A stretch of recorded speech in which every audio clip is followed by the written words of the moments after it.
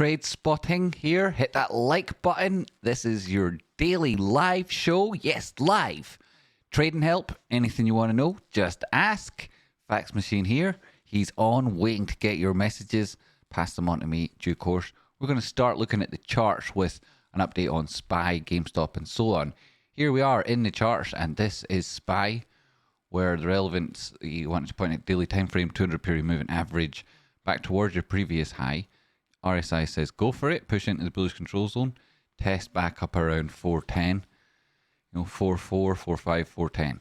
And part of that is because, as I was saying yesterday, a couple of people were like, TradeSpot, what the hell were you saying yesterday? Other people were like, sweet, awesome, thanks TradeSpot. And it was partly maybe the way I was joking about things, that if it's achieved 400, we will look for it to do that extra 10% or up to 410. Same if it was 100. Up to 110, 210. That's what you'd look to if it made it to that round number, typically, right? And so, reduce your risk and whatnot.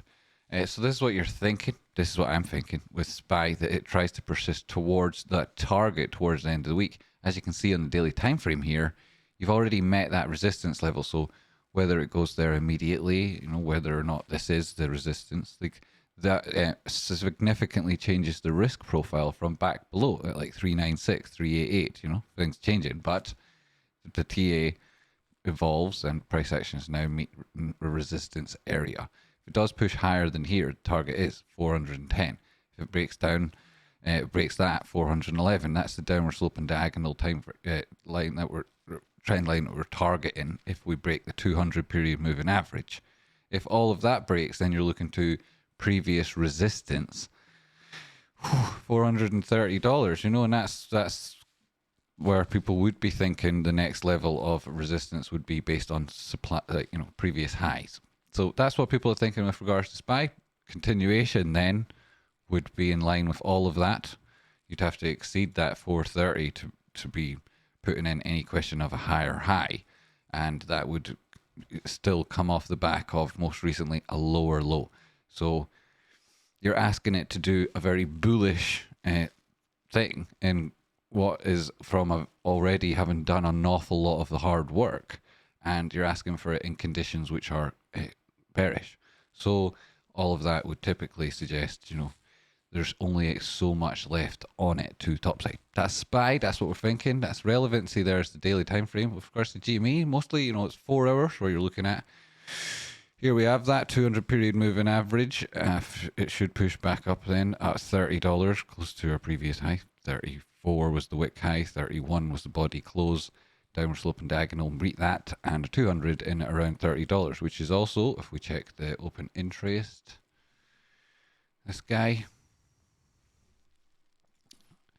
see that that's where we find longs would be incentivized to close and shorts below 26. So you're trying to hold 26, trying to push towards 30. If that doesn't happen, you might break back down again. Next level, 25.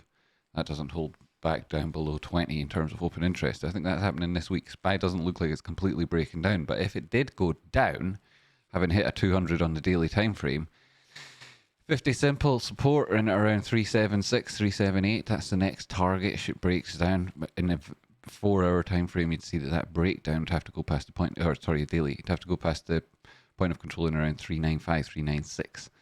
So those are the immediate thoughts. You get a rejection before pushing higher. Maybe you do reach those lower targets after breaking support. But we've already made a bit of a move. It's Friday tomorrow. How much are we expecting, We shall see. We shall see.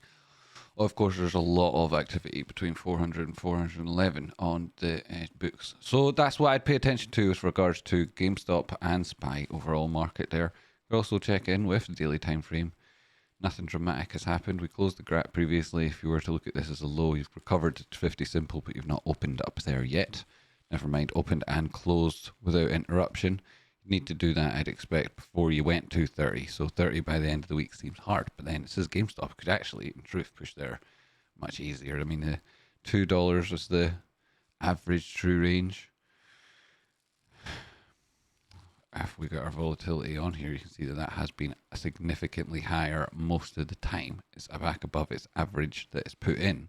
So perhaps that speaks to an increase on the volatility and this thing could then easily test that $30. By the end of the week, pushing back above there, it's sort of danger starts getting really true back above 34, 32, I'd say really. 34 though, technically, and then this gap here around 38. If you're asking for more than that by tomorrow, that's not sensible, right? So support if it doesn't. We talked about that. That's the GameStop thing. We checked in with SPY, and we were going to go from SPY, you says, over to VIX. See if anybody's putting in any VIXs and whatnot. VIX still coming back down. Closed this gap back to the 886. Who told you that was likely to happen? Right, I can tell you. Michael Burry keeps sharing. This guy who's like a broken record keeps sharing the VIX chart from 2008%. And the question is not like what's going to happen there. It's a mean reversion, and it talks about futures contracts that are out the money on SIBO. So it isn't going to give you an early heads up as to what's happening and the levels that it might go to should there be significant interest, significant moves on the market, are back to the top side in around 50, and then back above that, maybe after 70, 80, and 90, right? Sure, 60, sure, whatever, right, if you want, but it's not technically all that important. And then in terms of how far it could get low, you're at one target already, the next one down low, around 18. But all of these areas, people will be interested in it. That's the daily onto the 4-hour time frame. 50 simples going through the 200. You could easily come back up and test that around 25. You've done that quite recently, though, and you've put in a lower low since. So continuation, we suggest a little bit lower. Go on to UVXY for a little bit. You can see that price action pushing lower than its previous low. So far, so good, right? We talked about how this would likely break down from here. Continuation below the golden pocket. So far, we've got that lower than our previous low. And this giving us an early heads up what might be happening on VIX, especially if we're using it like down here early. No bullish divergence yet. Looking left, nothing to aim to. It's in free fall at the minute. Volatility dropping. VIX, that would be representative of potentially a little bit higher then still on SPY. 30-minute time frame. You've got your bullish divergence at the most recent lows. Price action then.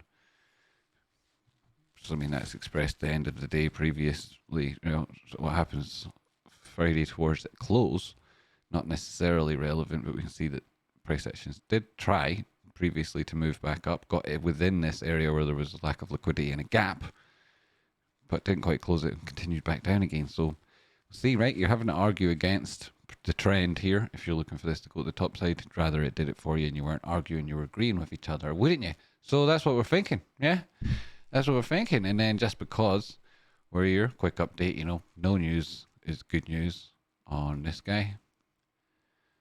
Hit the go button. Does that make anything happen? No real indication anything's happening there. This would change it and we'd find out. Last date, 8th of August, nothing new there. Okay, so no news, good news on that front. We looked at the open interest, we checked in with the chairs, and we gave us a good look across GameStop, SPY, and volatility indicators. That's not bad, eh? 8 minutes, covered it all. There,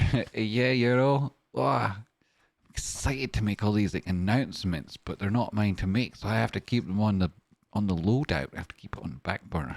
Not say anything. Self-discipline, right? So brilliant. Great seeing everyone. Hit the like button. See you all there.